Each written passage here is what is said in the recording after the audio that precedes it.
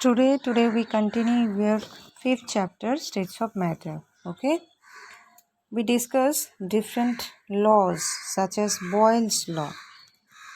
Student, it states that the pressure of a fixed mass of gas varies inversely with the volume if temperature is kept constant. Okay, so according to Boyle's law, the pressure of a fixed mass of gas varies inversely with the volume, okay, and if temperature is kept constant. So, if pressure is P and volume is V, then we can say P proportional to 1 by V when T is constant. So, P equals to K into 1 by V, okay, where K is the constant. So we can say that PV equals to constant. Clear? Okay. If a fixed amount of gas of at constant temperature T occupying volume V1 at pressure P1 undergoes the expansion so that volume becomes V2 and pressure becomes P2. Then according to Boyle's law, we can say that P1 V1 equal to P2 V2 equal to constant. Okay, or P1 by P2 equal to V2 by V1. Okay. Now, ideal gas equation. Student, a gas which obeys Boyle's and Charles' law under all conditions of temperature and pressure is called ideal gas. So, now we discuss about Charles' law. Okay, Charles' law, it states pressure remaining constant, the volume of a fixed amount of gas varies directly with absolute temperature. That is V proportional to T or V by T equal to constant. Okay. Now isotherm. Student, look at the graph. Isotherm. When we plot pressure volume curve at a constant temperature, it is called isotherm. Okay, at every temperature, therefore, for a fixed amount of gas, there is a separate pressure volume curve. Okay, so a plot of PV against P is a straight line parallel to x-axis. Okay, now student, we say about application of Boyle's law. Boyle's law, it is used in cycle pump, it is used in Android barometer, it is used by the tire pressure gauge. Okay, now absolute zero. What is absolute zero? Student, the zero value of thermodynamic temperature equal to 0 Kelvin or minus 273.15 degree centigrade, and it is the lowest possible temperature. The gases should occupy zero volume at 0 degree Kelvin. So all the gases change to liquid or solids near minus 273.15 degree centigrade equal to 0 Kelvin. Okay. So the relation between Kelvin scale or absolute scale and Charles scale, that is T equal to capital T equal to small t plus 273.15. So Kelvin scale or absolute scale and Celsius scale is T equal to small t plus 273.15. For simplification, 273.15 is rounded off to 273. Okay, and this capital T is the temperature in absolute scale of temperature, and small t is the temperature on Celsius scale. So when we add 273 with the centigrade scale temperature, we get the absolute scale temperature. Okay, that is capital T.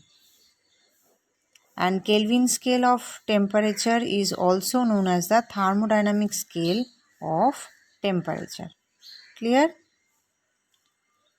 And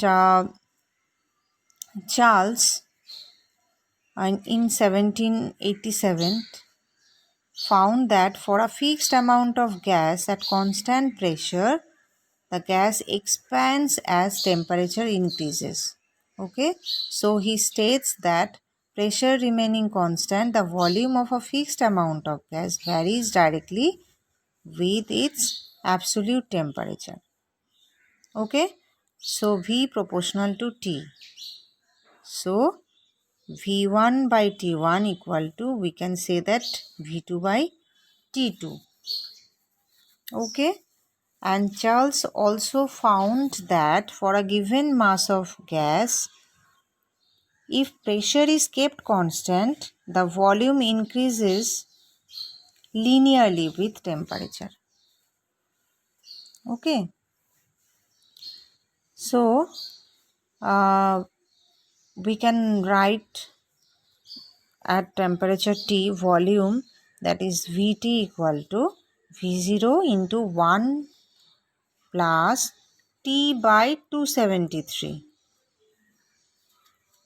Okay, that is V0 into 273 plus T by 273, where T is temperature in Celsius. Okay, now we say about isobar. Student, look at the graphs where volume are plotted in y-axis and temperature plotted in volume plotted in y-axis and temperature plotted in x-axis. Okay, student, isobar, when we plot graph of variation of volume with increase in temperature in Kelvin at constant pressure, we get a straight line.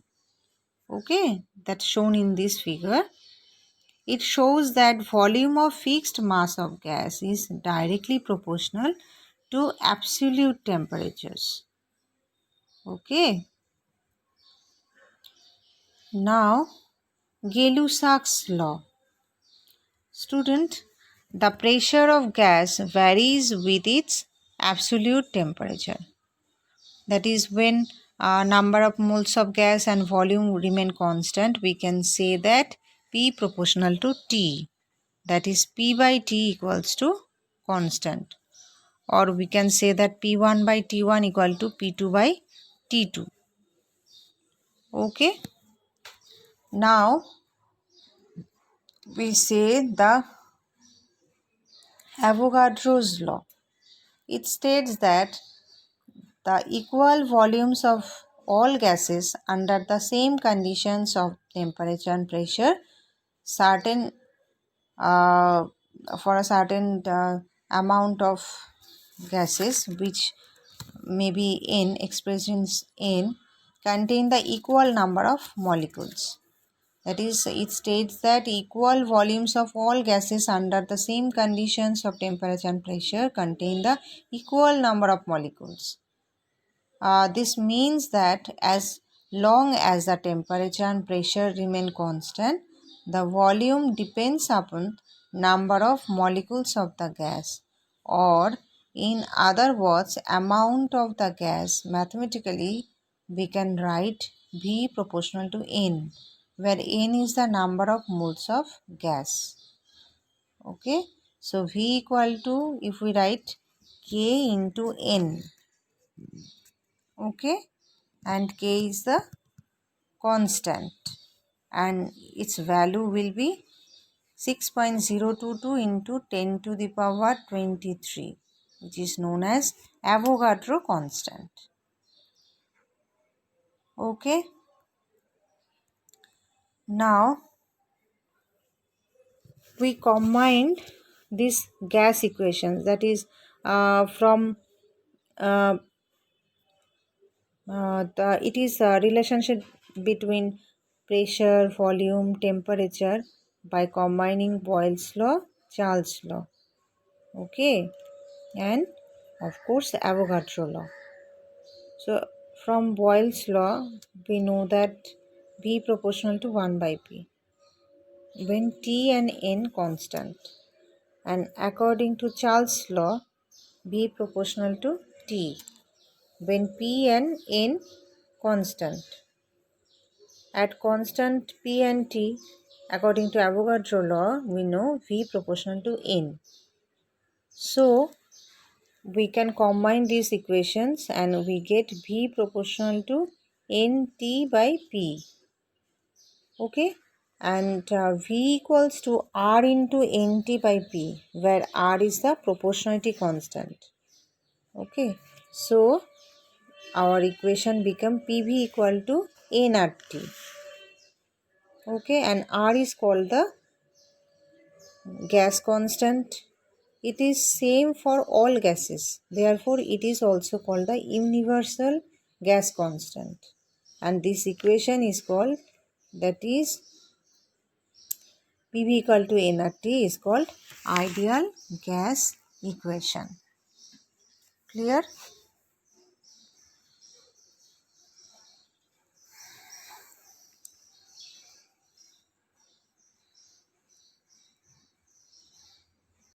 Now Dalton's law of partial pressures.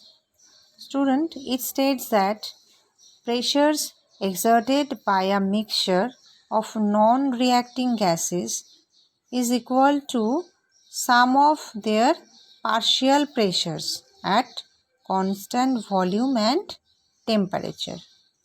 Okay, so total pressure equal to P1 plus P2 plus P3, where P1, P2, P3 are the partial pressures of the component 1, 2, 3 respectively. Okay, and P total equal to P1 plus P2 plus P3 when temperature and volume is constant. Okay, for example, when air is a mixture of non-reacting gases, okay, and therefore pressure exerted by air is the sum of the partial pressures of its component, and the pressure exerted by the individual gas is known as its partial pressures. So we can write P total equal to pressure of oxygen P of O2 plus pressure of N2.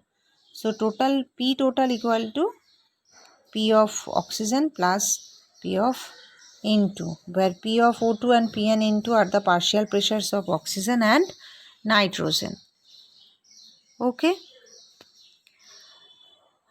Student, there are some applications of Dalton's law of partial pressures, that is the air pressure decreases with increase in altitude. That is why jet aeroplane flying at the high altitude and need pressurization of the cabins so as to make the partial pressure of oxygen sufficient for breathing. Okay. Mountaineers take oxygen cylinder due to decrease in pressure of oxygen and higher altitude.